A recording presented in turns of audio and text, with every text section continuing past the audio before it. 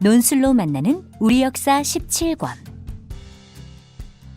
조선시대에는 어떻게 공부했을까?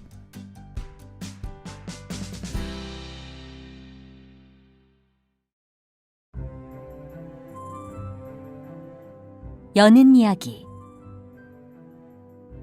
조선 사람들은 유교적 질서를 바탕으로 주어진 신분에 맞게 생활했습니다. 태어날 때부터 정해지는 신분은 크게 양인과 천인으로 나뉘었고, 양인은 다시 양반, 중인, 상민으로 구분되었죠. 그들 중 양반은 조선의 근본 이념인 유교를 깊이 연구하였고, 그 학문의 깊이만큼 사회 전체의 관심과 존경을 받았습니다. 유교의 가르침을 공부하는 선비들의 나라, 조선에서 왕을 보필하며 사회를 이끌어가던 양반들. 그들은 관리가 되기 위해 어떻게 공부했을까요? 과거에 급제해서 관직에 나아가기까지 어떤 과정을 거쳤을까요?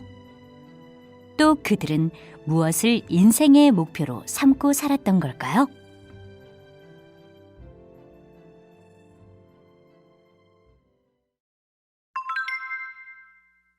양반들의 인생 목표는? 도련님, 해가 벌써 중천이에요. 이러다 오늘도 대감님께 불호령을 맡겠습니다. 에휴, 저놈이 또 내 단잠을 깨우네요. 도련님, 어서 일어나세요. 문 밖에서 저리도 시끄럽게 날 깨우는 저놈은 우리 집 노비, 정확히 말하면 제 몸종인 덕보입니다. 저는 저놈의 주인 하성진이라고 합니다. 이쯤 되면 제가 양반이란 걸 눈치채셨겠죠? 저는 올해 17세, 벌써 몇 년 전에 서당 공부를 마치고 지금은 향교에 다니고 있죠.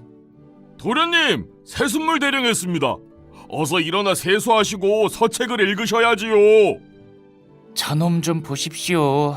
노비 주제에 툭하면 절 가르치려 듭니다. 하긴 제가 좀 게으르긴 하죠. 보통 양반들은 새벽부터 일어나 세수를 하고 차림새를 단정히 한 다음 부모님께 아침 문안 인사를 드리고 책을 읽습니다. 그런데 전 아침 일찍 일어나는 게 왜 이리 힘든지. 네 이놈! 아직도 입을 속이냐? 이건 아버님의 목소리. 전 이제 죽었습니다. 이럴 땐 냉큼 일어나 후다닥 뛰쳐나가야 합니다. 게으른 자는 썩은 나무와 같아. 아무짝에도 쓸모가 없단 말이다. 제 말이 맞죠? 아버님의 불호령이 끝날 때까지 이렇게 숨죽이고 있어야 합니다. 저희 아버님은 5년 전까지만 해도 판서를 지냈습니다. 그런데 그만 오해를 받고 관직에서 쫓겨났죠. 그때부터 우리는 고향으로 내려와 살고 있답니다. 내가 우리 집안을 다시 일으킬 희망인데 어찌 그것을 모르고 이리도 속을 태운단 말이냐? 모르긴요. 저도 잘 압니다. 제가 대과에 합격해서 관직에 나아가 우리 집안을 빛내주기를 원하신다는 것을요. 하지만 대과에 합격한다는 게 어디 말처럼 쉽나요? 대과를 보기 위해서는 먼저 속과에 합격해야 합니다. 속과는 생원시와 진사시로 구분되는데 초시에 합격하고 나서 다시 복시에 합격해야 합니다. 에휴, 갈 길이 정말 멀죠. 하지만 어쩌겠어요. 어차피 양반으로 태어났으니 과거 시험을 봐야 할 운명. 만날 이렇게 아버님께 혼날 수도 없고 이제부터 밤낮 없이 공부를 좀 해보려고 합니다. 일단 한 3년 눈 딱 감고 공부해서 속과부터 합격하려고요.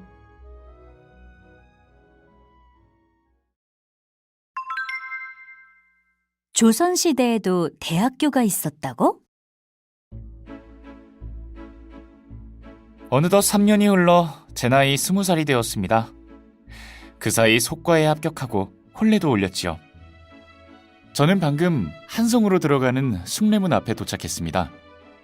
이제부터 성균관에 들어가 대과를 준비할 겁니다. 제가 지금 가려고 하는 성균관은 조선에 하나밖에 없는 대학교로 아무나 입학할 수 있는 곳이 아니죠. 그런데 이 하성진이 조선 최고의 학교 성균관의 유생이 된다, 이 말씀. 생각만 해도 어찌나 설레는지. 물론 고향에 두고 온 예쁜 색시가 벌써부터 보고 싶긴 합니다. 하지만 반드시 과거에 급제해서 멋진 서방님이 될 겁니다. 물론 아버님의 소원 성취도 해드리고 말이죠. 성균관은 창경궁 옆에 있어서 찾기가 쉬웠습니다. 와, 여기가 바로 성균관이구나.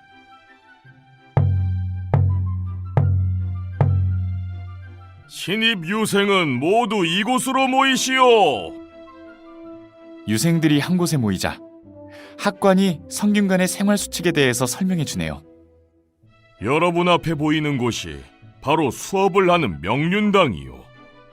그리고 오른쪽에 있는 동제에서는 생원이, 왼쪽에 있는 서제에서는 진사가 생활하게 되는데 4명이 같은 방을 쓰게 될 것이요.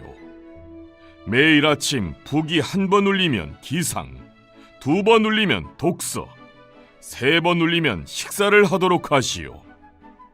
매일 식당에서 출석을 확인하여 아침, 저녁을 합해서 1점씩 줄 것이요. 대과를 치르려면 300점을 채워야 하니 모두 명심하시오.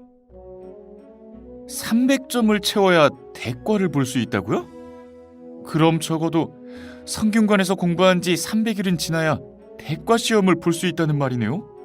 자, 그럼 이제 앞으로 여러분이 이곳에서 배울 과목과 책에 대해 설명해 주겠소. 뭐가 뭔지 아직 정리가 다 안 되었는데 또다시 학관의 설명이 이어집니다. 대과에서는 강경 시험과 제술 시험을 보게 될 것이니 열심히 공부하여 준비하도록 하시오. 학관은 가볍게 기침을 한번 하고 나서 수업에 대한 설명을 계속합니다. 대과 준비를 위해서 한 달의 반은 경전 수업을, 나머지 반은 제술 수업을 할 것이요. 먼저 사서를 정해진 기간 동안 읽고 나서 오경을 읽을 것이요. 특히 강경 시험에 합격하기 위해서는 이 사서 오경을 한 글자도 빠짐없이 외워야 하오. 이와 함께 제술 시험에 합격하기 위해서는 시를 쓰고 글을 짓고 논술을 작성하는 공부도 해야 한다는 걸 잊지 마시오. 학관의 설명이 끝나자 신임 유생들이 거처할 방이 배정되었습니다. 이렇게 나의 성균관 생활이 시작되는군요.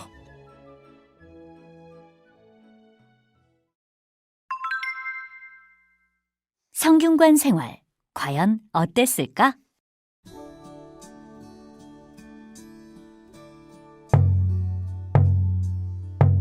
기상이요!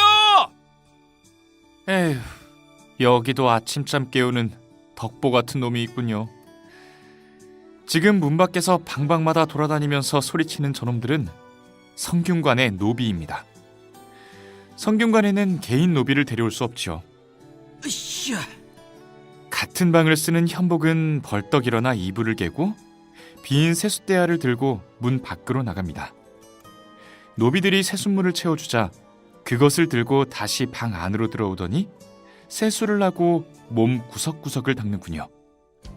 다 씻은 후 세숫대야를 방 밖으로 내놓자 노비들이 그 물을 갖다 버립니다. 허허, 이제 보니 성진 자네는 잠뽀인가 보이. 눈치챘군.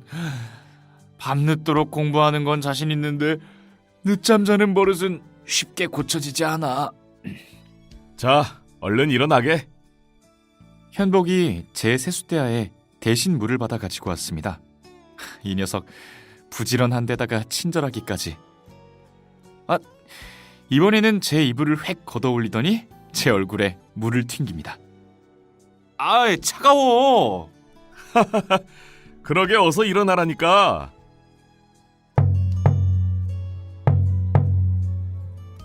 두 번의 북소리. 저게 뭐였더라? 독서 시간을 알리는 북소리 아닌가? 어서 일어나 세수하고 책을 읽도록 하세. 한참이 지나자 또다시 북소리가 울립니다.